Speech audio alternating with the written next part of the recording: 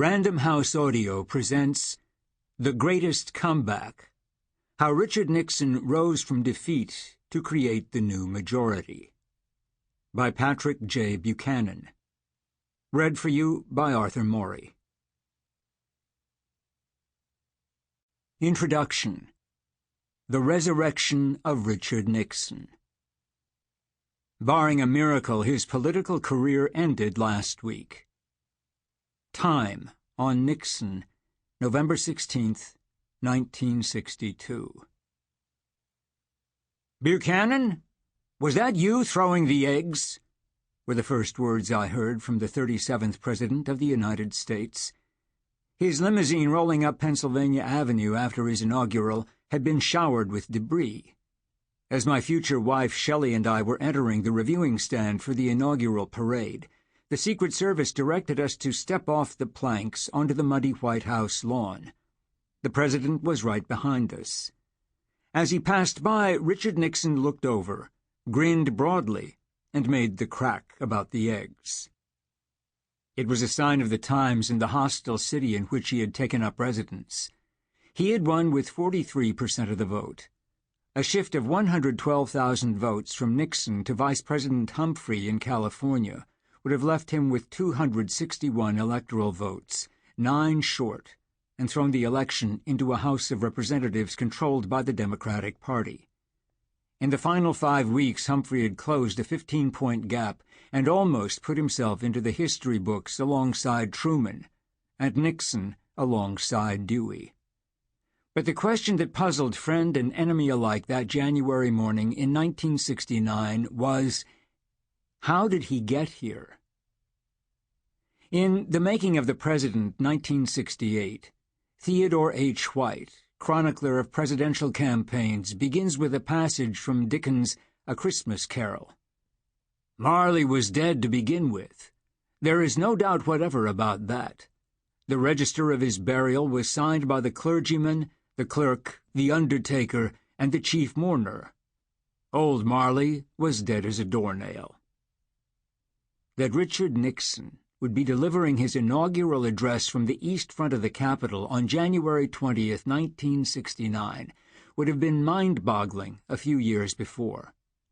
This is not to say that Nixon was not a man of broad knowledge, high intellectual capacity, or consummate political skill. He had been seen in the 1950s as the likely successor to Dwight Eisenhower.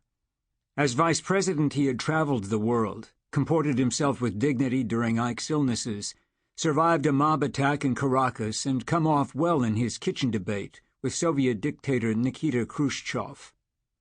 In 1960, no one had challenged him for the Republican nomination. Yet Nixon had lost. While the election was among the closest in U.S. history, and there was the aroma of vote fraud in Texas and Chicago, Nixon was seen as a loser. He had not won an election in his own right in 10 years. He had twice ridden Eisenhower's coattails into the vice presidency.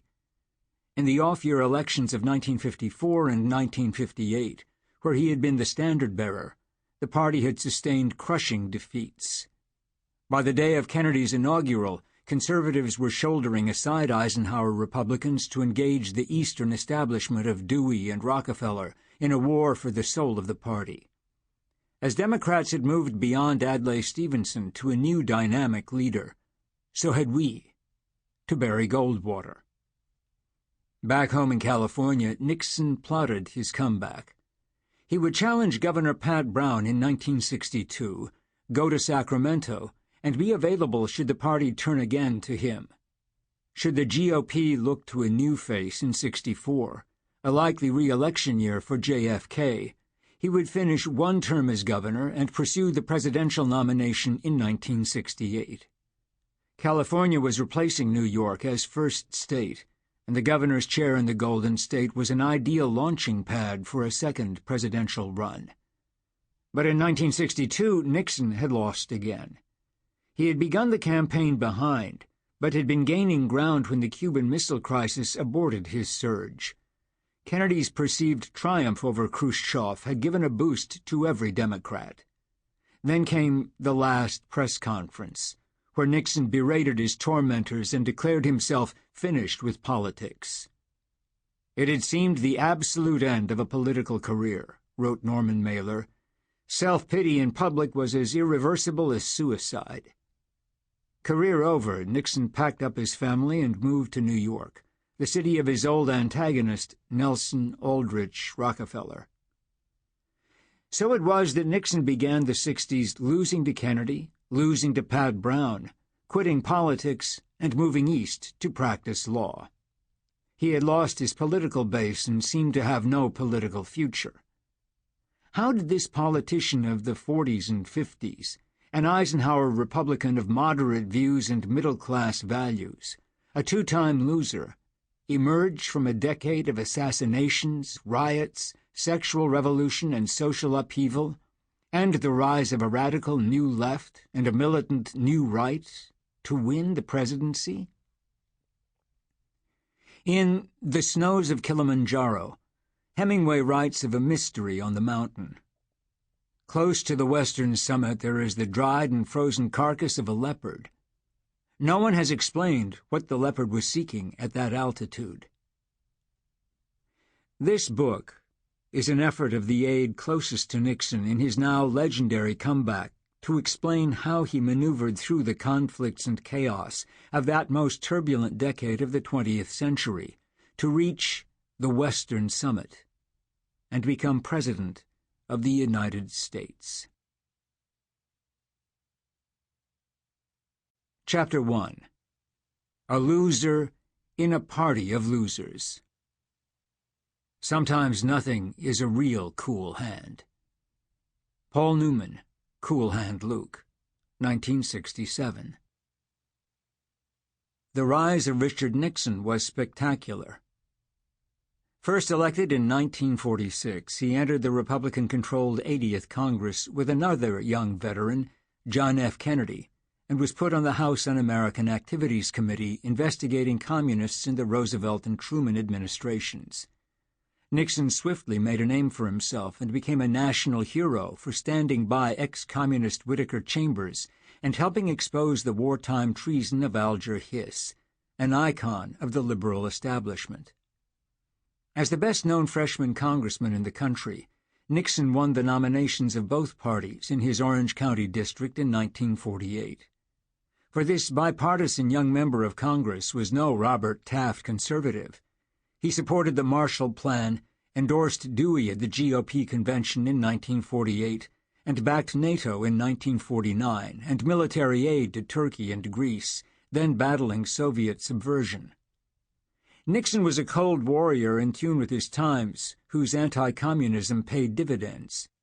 Running for the Senate in 1950 against Helen Gahagan Douglas, the ultra-liberal wife of actor Melvyn Douglas, Nixon amassed more votes than any candidate in the history of California.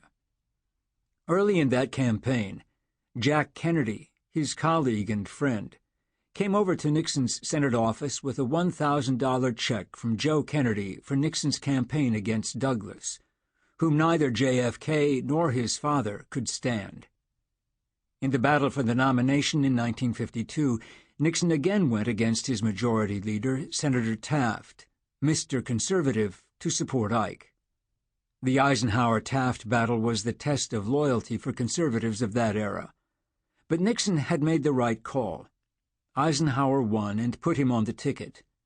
On January 20th, 1953, Richard Nixon, 40 years old, 6 years into his political career, was inaugurated as the second youngest vice president in U.S. history.